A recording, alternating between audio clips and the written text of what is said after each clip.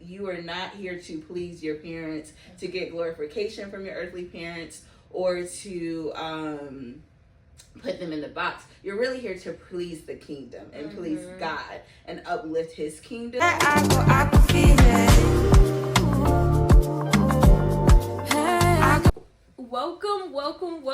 Welcome home, everybody. I'm so excited about this episode. As promised, you guys are going to enjoy it. So grab something to drink, grab some popcorn, something to eat, grab your notebook and your Bible if you want to take notes, and come on and join us. So today I have two wonderful ladies who relationship I admire. They're a mother and daughter. They're women of God, and I just appreciate them, having them in my life and just knowing them, and I just love their relationship. So I really want to take the time to really deep dive. Like, Mother's Day is coming up, and we just want to explore maybe if you're having a strain with your mother, or how to make your relationship better between mother and daughter, and growing with one another. So we're going to get started.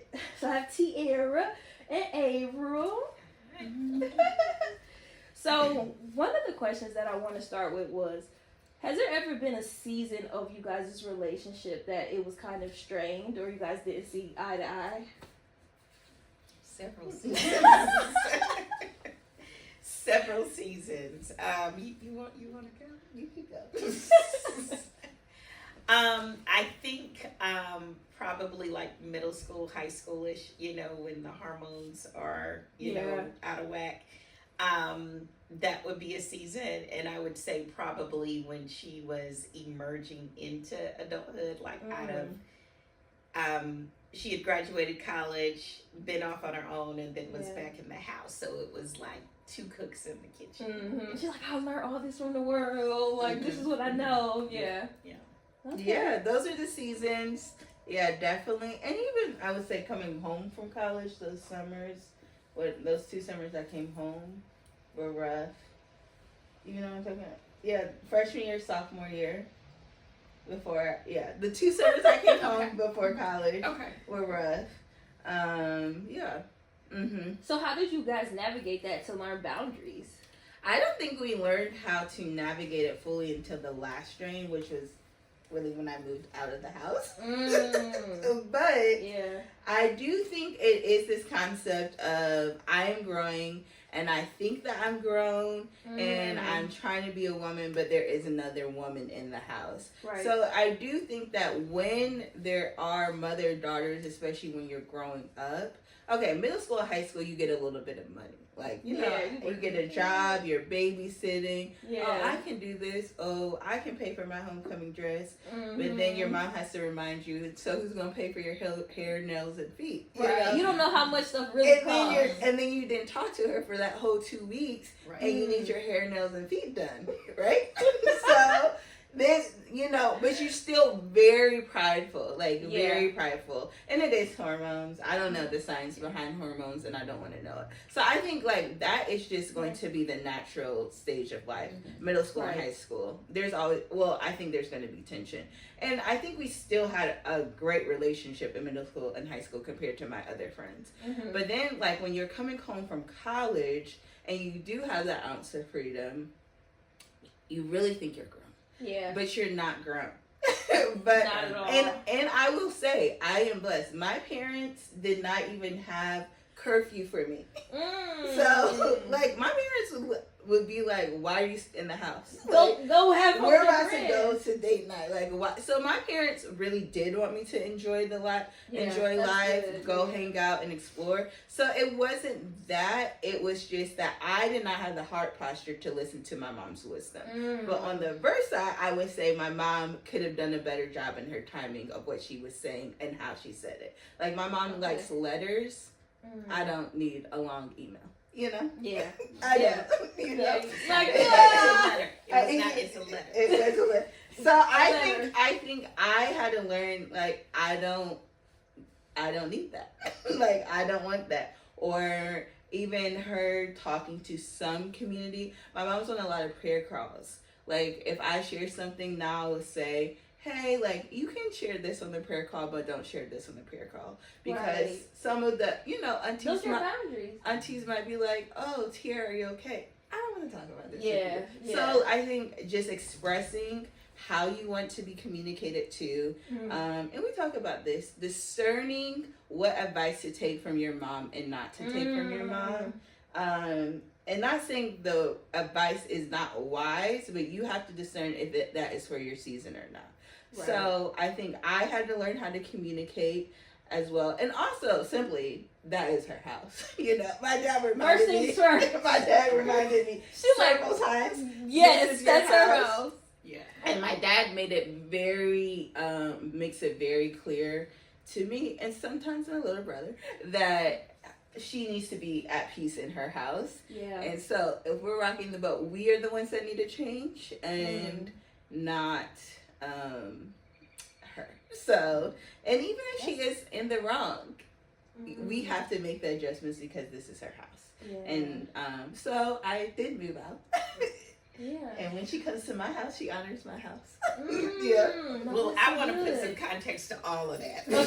So let me back up. Yeah. Where she talks about I do have a strong support community. Yeah. And especially around her, because I was a young mom. I got pregnant with her right out of undergraduate at 21. But I did have enough wisdom to know I could not do this by myself. Yeah. You know what I'm saying? And so she was raised with more than one mother. You know what I'm saying? Yeah.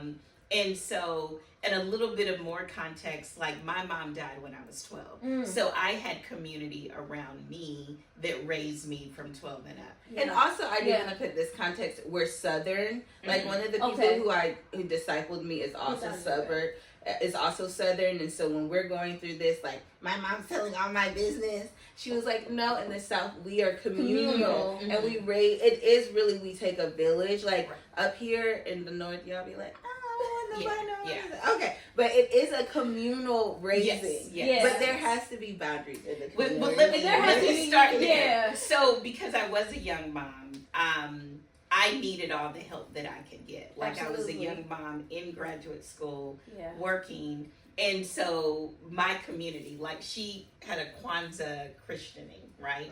So she has 7 godmothers. And so thank you for that context. Because here's like my godmother. Thank you. Yes. Yeah. And so, but they're just not like, I know some people are like, oh, that's my godmom. No, these women helped me financially, picking her up, dropping her off at daycare. Yeah. I was a social worker. So one of my best friends, Keisha, one of her godmoms, hey Keisha, like we both worked together, but if I was on call, Keisha had her, and so some of that is not me telling her business. It's like they're vested in her just as much as I'm vested in her. Yeah. And with that being said, when we're praying, they're discerning when I may not even be in a position to discern, like, this isn't good. So we're always praying and fasting and doing whatever we need to do to cover her, Now, and in there's seasons when I'm not praying and fasting, when it's like, this girl done got on my nerves. Yeah, you know what I'm saying? They got you. You know what I'm saying? Yeah, I know they're going to kick in and say that. So when I'm doing prayer requests, I'm not putting it on the church website and being like, blue. It's usually within that inner circle. Your community.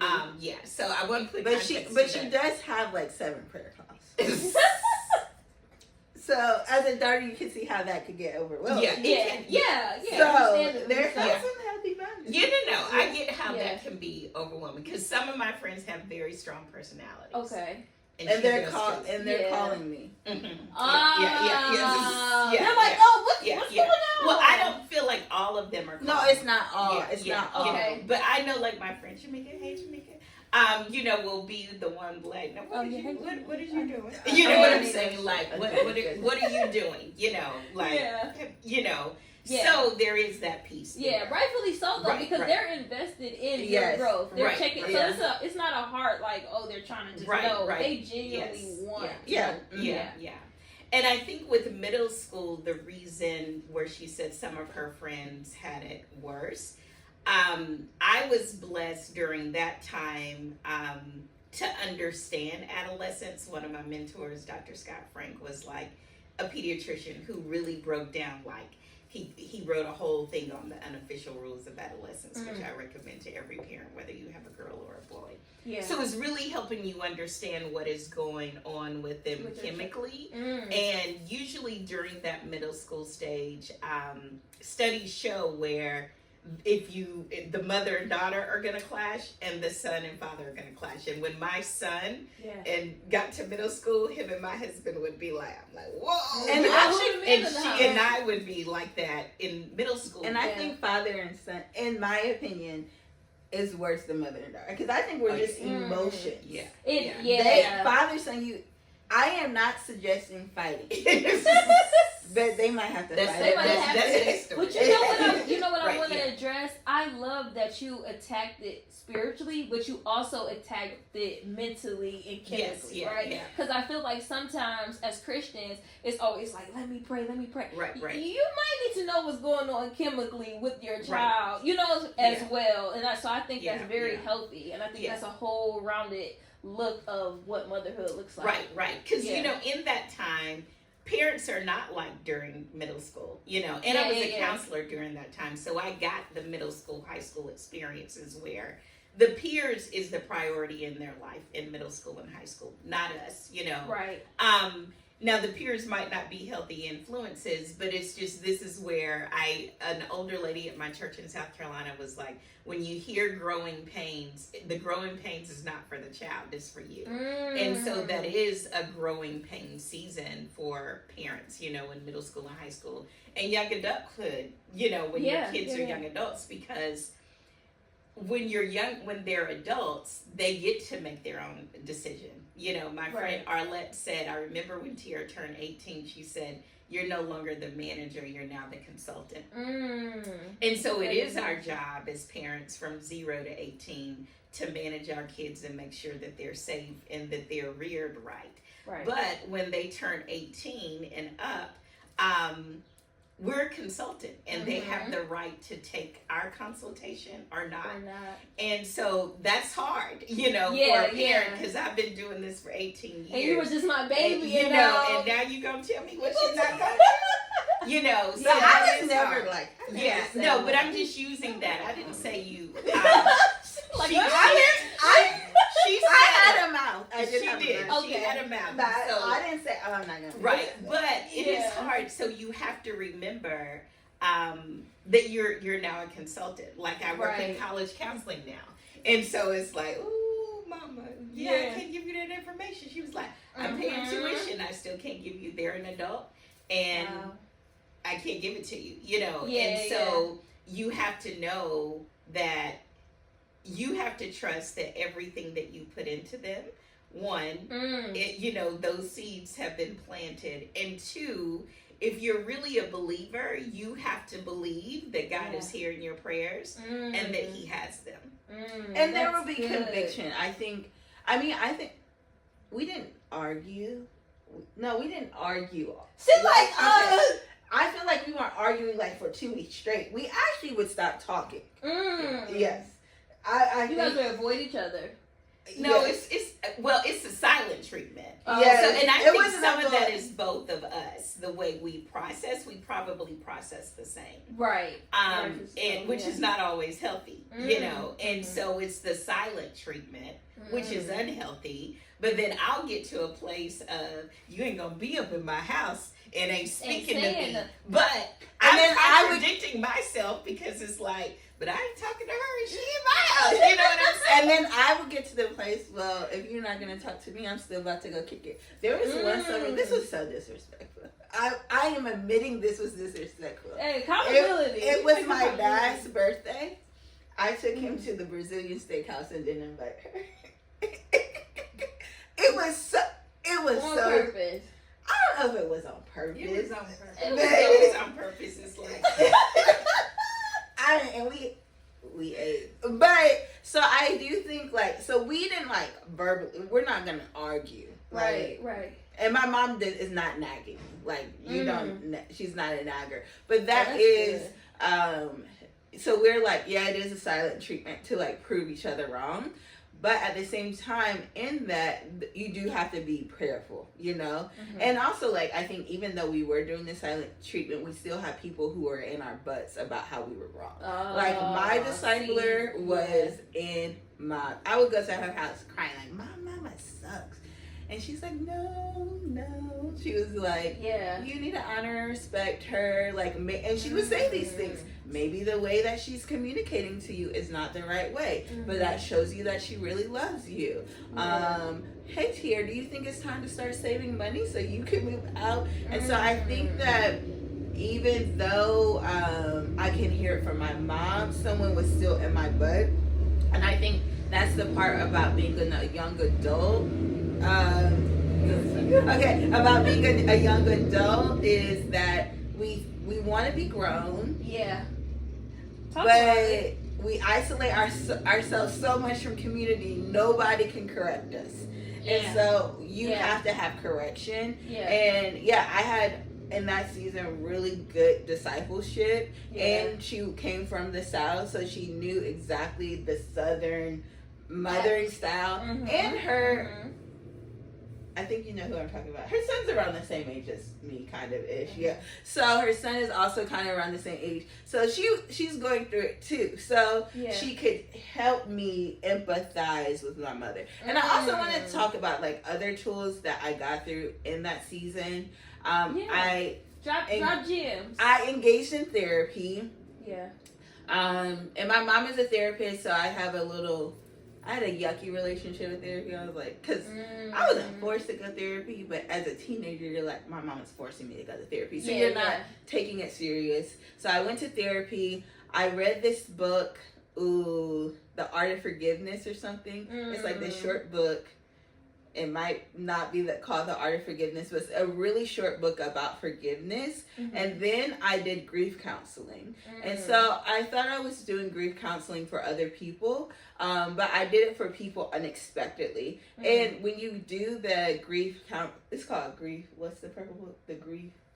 It's grief counseling. Oh, grief counseling. When you do it, like, you have to write a letter. And so when you're going through these processes, it helps you process other things and other relationships as well, like with your mother. So you might be able to say like, oh, my mother screamed at me on this day. But the reason why she might have screamed at me is because that was her first time experiencing that, and she was passionate and emotional. So you can't just say, oh, I forgive my mom for screaming. It's like, let me empathize with why she might have screamed at me. And so doing those processes helped me figure out how to love and see my mom in a different light. And so I think there are tools like discipleship, therapy, reading. I love reading. So reading, getting in your word, and seeing all these other things that help you grow spiritually. But at the end of the day, I don't think I'm grown still. I'm still very spoiled. Maybe when I turn 30 later this year, I will feel grown. But I still feel like I need my mother. You always need your mother. I'm not a grown girl yet. But expand a little bit on just the forgiveness piece. I feel like that could be very, very, very tough. There's this another book which I absolutely think every new Christian should read, and it's called The Search for Significance. So The Search for Significance talks about how we put God in the same category as our earthly parents. So therefore, if my mom disappoints me, if my mom yells at me, if she doesn't come through, we kind of put that same expectation on God. So therefore, and also we try to please our parents. Like I do believe in honoring my family's legacy. Like that is huge to me. Like I strongly believe in honoring the Flanders, the Smiths, the Sargeants. Like that is really good. But the Robinsons, thank you. But don't forget nobody now. But at the same time, I realized in reading Search for Significance, in that me trying to honor it, I idolize, like, what will my mom think about this? So if she might have not given me the praise, like, my mom is always proud of me. You know, she's my number one cheerleader. But say like, oh, she didn't do this, right? Yeah. I'm disappointed, right? But that disappointment is really my fault, right? So the forgiveness could be like, oh, my mom wasn't able to come to this event, but that's because she's over here working very hard to come down for something else, you know? Yeah. So it allows you to see the other perspective in forgiveness, but also then realizing on earth, you are not here to please your parents, to get glorification from your earthly parents, or to put them in the box. You're really here to please the kingdom and please God and uplift his kingdom. And so I think that helped me with my forgiveness process and shifting a lot of expectations and pressure. Like, I could be the perfect golden child, and that probably still might not be enough for my mother, right? But God, I don't even have to be perfect for God. Therefore, my mother doesn't want me to be perfect. So I think you have to have this healthy relationship with the Father. Don't say the name. Okay, with God, and have a healthy relationship with him, so you can have a healthy relationship with your parents. And Search for Significance is such a good book that breaks that down as well. Yeah. About God is not your earthly parents, you know. Yeah. And I'll link that book down below if you guys want to go get it, and the other book that she listed. And I think for moms, because is starting that early in knowing who God is. You know, I think sometimes we think that it's just going to church and making sure they're in all of the church things is good enough, but it's also you having conversations about that. Like, both my kids have life scriptures, you know, that they rely on. You know, like hers is, what's yours? Philippians. You know what I'm saying? But it's like, right. But it's like, because I don't want them to think it's about me, you know, and they hate when I say this. But it's like, I can drop dead today. She especially hates it. Because death does happen. You know what I'm saying? So if you wrap your identity in me, I'm not going to be here always, you know, and you're going to be lost. Nor should moms wrap their identity in their kids, you know. I have moms who are now empty nesters who don't even know what to do with their life, you know, where, yes, a part of my purpose is to be a mom, but I also have other purposes that God has instilled into me. Yes. So I think it's like my identity is kingdom driven and not manly driven. So yes, I'm a mom. Yes, she's a daughter, but that's not all who God has called her to be. And I want to expand on that. As a daughter, I think that is really important. I knew that my mother had other titles, right? So I saw her, like, in our home, be a good wife to my father, right? So, like, the Bible says it's God, your husband, your children, right? Yep. So, right? So, they would go on date night. Like, we could want something, but date night's a priority, right? So I saw her be a good wife in the home. Yep. I saw her steward her home well, you know, Sunday dinners. And in that stewarding her home well, she invited others into the house. So it could be my friends, like my high school friends, we were always there eating. Wow. Or it could be... or it could be also... Y'all was always there eating all food! Or it could be also people that she met doing work or out doing kingdom business, right? Yeah. So, like, having Asian God foster youth come to holiday dinners. And so we saw that. But also, I think it is so important that children see, especially middle school and high school, actually all children, because I think, 3 and up, they can participate of you doing work outside of your home. My mother was a social worker part of the time growing up. We were at those holiday giveaways. She had to go at 11 o'clock at night to drop something off, we were dropping that thing off with her, right? She got us up, like, we got to make this something. We were helping her pack bags and stuff. We went to Bible study with her. We went to these places. We saw her work hard. So some kids don't even know what their parents do outside of the home because their identity is like, this is just my mom. But we were able to share our mother with our community, and we were able to serve alongside her mom. Yeah. And I think another identity that I saw very well is my mom is a really good friend. So she's a good friend and a good mother, like good godmother. Yeah. She loves Jada, Kayla, and Tyra down. Yeah. So y'all watching this show, hi. And so how do you show up? And you know, it's not even easy to be present with your god kids being all over the country. She has god children in Cleveland, but like we're going to my god sister's graduation on Wednesday. Clear your schedule so you can be present. Right. So even like being a good friend, being present. So though your kids have to see you exemplify those things so that they know how to serve well. Because when they don't see those things, they're like, oh, I want to be like my mom. And then their whole identity is being a wife and a mother. Yeah. And it's like, you don't even know how to do anything outside of the household because your mother never shows you how she has served her kingdom. And, you know, I'm very passionate about service. And so, I'm like, and I think friendship and relationships, too. You're passionate about that as well. But if you don't have that modeled for you and all you see is your mom in the house, and even like simple stuff of like upkeep, like my discipler would make jokes around like Tiara always gonna have her nails done. Who always has her nails done? You know, like you know. So like I went through a period last year where I wasn't gonna get my nails done. Blah, blah, blah. Yeah. Who gave me a $500 gift certificate to get my nails done. But it's not about the nails being done. It's about how you present yourself. And steward your body. And you need to be looking right when you find a good thing. Right? You know? And also it's about self. It's about self-care. I think it is. Well, let me say that. And this is not just a mother-daughter thing. Getting your nails and hair done is not self-care, it's self-upkeep.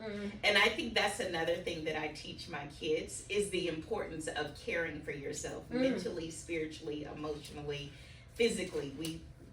She be sleeping in sometimes. And we do work out together. You do too. So, but I think it's a holistic approach, and I'm very, very big on holistic. And I think to tap back in to the service piece, it's not about you got to come see me, but I think it is important as Christian parents that we show our kids discipleship outside of the church.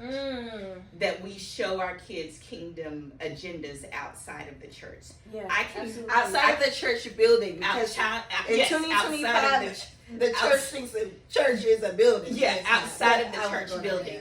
Nothing wrong. You should go to church. You should go to Bible study. But who we need to be witnessing to is outside of that building. You know what I'm saying? And so it is really important that, you know, for me as a mom, that they understand godly purpose and kingdom agenda.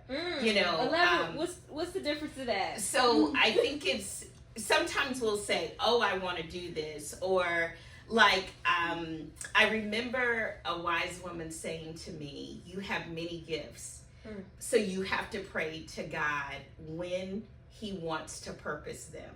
My daughter has many gifts. So just because she's a good writer and a communicator doesn't mean that in this season that is what she is purposed to do. And this is literally true. You know what I'm saying? And so, but some people will say, you know what I'm saying? Some people will say that, hey, you know, you paid for the journalism major. Why are you not using that? I'm not one of those moms. You know what I'm saying? So, and the reason is, what is God telling you to do in this season? When we were driving here, she was asking me about something, and it's like, what's the purpose? So my kids will tell, you know, I'm going to say, like, what's the purpose? What's the agenda? You know, because it's like, it's about how is this going to impact the kingdom? How is this going to impact what God is purposing me to do in this season? And so I want my children to know and to be able to discern, is this God or is this not? And I think probably Tiara more than Jaden probably witnessed it, because my move here to Ohio looked crazy to my family in South Carolina.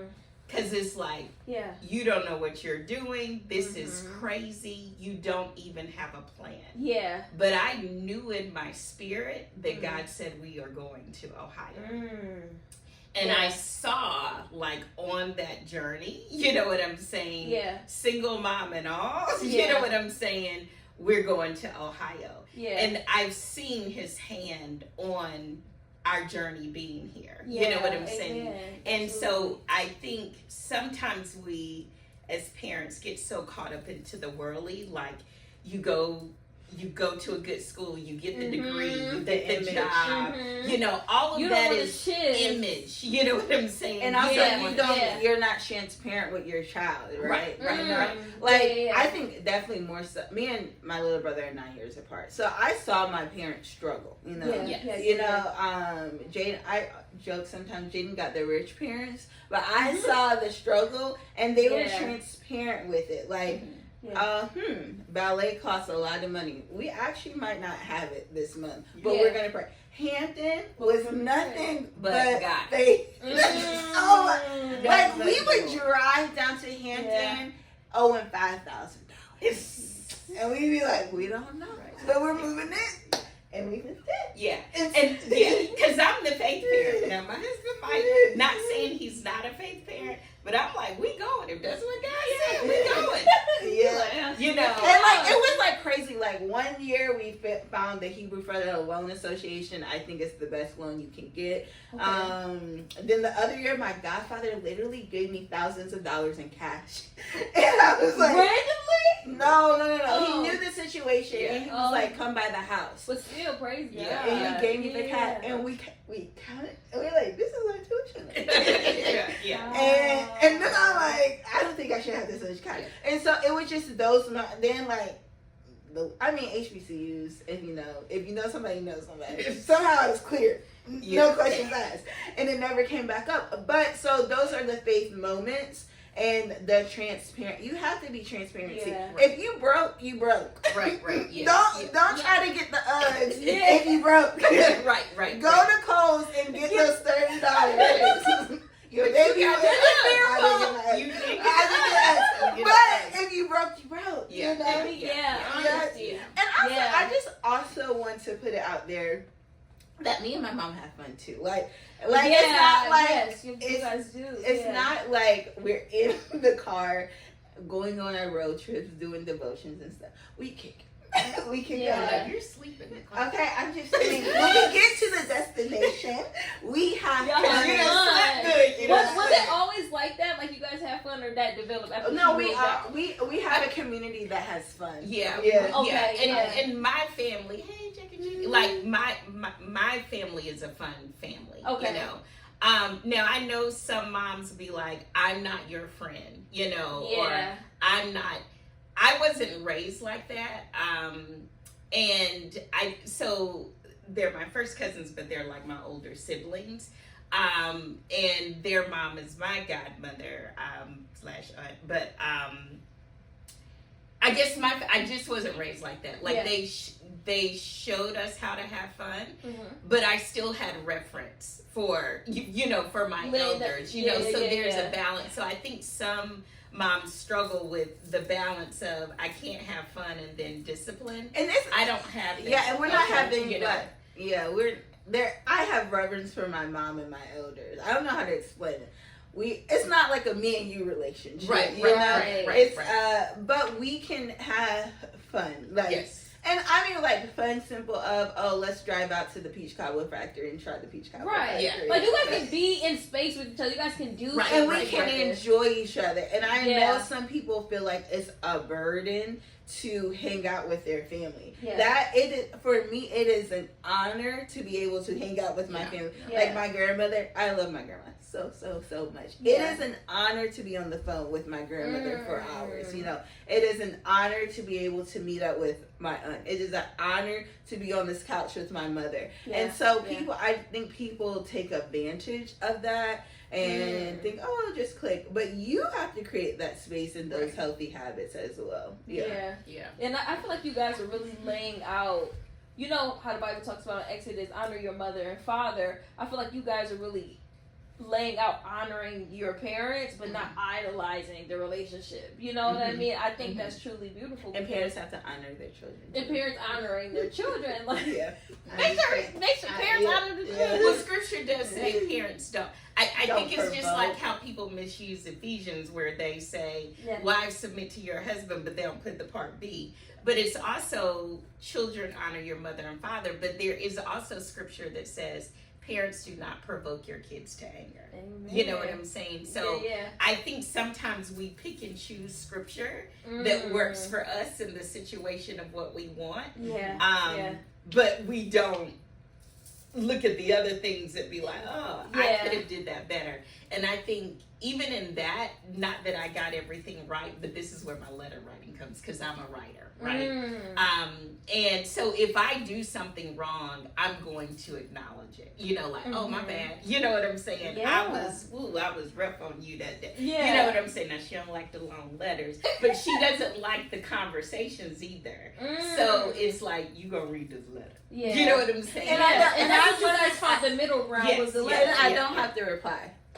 No, you don't have to. Yeah, because it is her choice to write the letter, and it is my choice on how to reply. Right. So, and I'm not expecting a reply. And I was that's just healthy. Because I would be like, you better reply to this letter. Because I'm the one who did the offense. So you know what I'm saying? So I'm the one that needs to ask for forgiveness. Yeah. You know, I'm not in. I'm in control of that piece. Yeah, correcting my offense. You know, but she doesn't have to apply. Well, that's a healthy. Reply. Yeah, that's a healthy boundary too. Not forcing someone to forgive you or forcing someone. Did you read the letter? Did you read the letter? I said it. Yeah. And you know, my petticoat would be like, maybe. So how would you? So how would you encourage someone who is going through a strain right now? I think it depends on what age, because I would encourage different ways. Okay. If it's a parent of like a middle schooler, well, now I feel like it's going even down to like late elementary, high school, it's developmentally appropriate. You know what I'm saying? And what I mean by that is, one, I would recommend Dr. Scott Frank's Unofficial Rules of Adolescence. Is that a book? It's a link. We'll link that too. We'll link that too. And so I would highly recommend that, and thinking about where you were as a middle schooler, you know. So and that times have empathy changed on both parts. Right.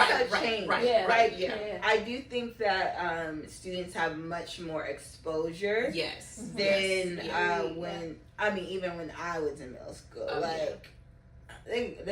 They got access. They see everything. And even if you got all the blocks on the phone, they know how to unblock. No, they don't even need to unblock. They're gonna look at their friend's phone. Right. Yeah. You can't homeschool them. They're gonna be in Sunday school. Somebody talking about it. Right. So you can't. Don't out of fear. Don't completely shield them from the world. And to that point, also middle school, elementary, and high school. Invite their friends into your life, right? So if you see they're going to the library every day for A push or AP US history, say, y'all want to? I can cook dinner and y'all can study here. Right. Now you have eyes and ears on what they're talking about, and I'm not saying hover over them. You're upstairs and they're downstairs. Invite them up and cook a good meal. And when you start cooking good meals. We could just go over to yours house. So invite those friends over as well, and then do life with them as well in elementary. Just do life. Go to Cedar Point, go on that ride. Go to Mitchell's, even if you don't want to. Something before Even if you don't want to go to Mitchell's late at night, like do fun things. Because you establish those boundaries as well. And I think it's during that age you have to be the middle school, high school, you have to be flexible.